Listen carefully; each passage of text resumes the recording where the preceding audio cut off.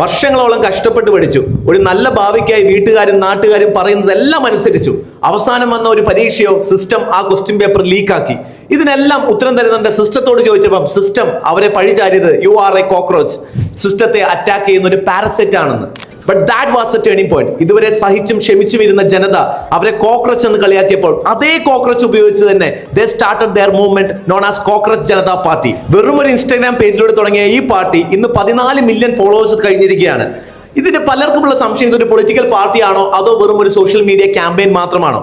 പണ്ട് ട്രഡീഷണലി ഒരു political party എന്ന് പറയുമ്പോൾ ഐഡിയോളജി ഉണ്ടാവും, ഒരു ബ്യൂറോക്രാറ്റിക് സ്ട്രക്ചർ ഉണ്ടാവാം. പക്ഷേ ഇന്ന് പോസ്റ്റ് മോഡേൺ സൊസൈറ്റിയിലെ political party based on virality, emotion and aesthetic. അതുകൊണ്ട് തന്നെ ഇതൊരു പൊളിറ്റിക്കൽ പാർട്ടി അല്ല എന്ന് നമുക്ക് സമർത്ഥിക്കാനും കഴിയില്ല. നമ്മുടെ അയൽ രാജ്യങ്ങളെ മറിച്ച് ഇന്ത്യയിലെ ഈ ജെൻസി മൂവ്മെന്റ് എന്ന് പറയുന്നത് കംപ്ലീറ്റ്ലി ഡെമോക്രാറ്റിക്കും നോൺ വയലന്റുമാണ്.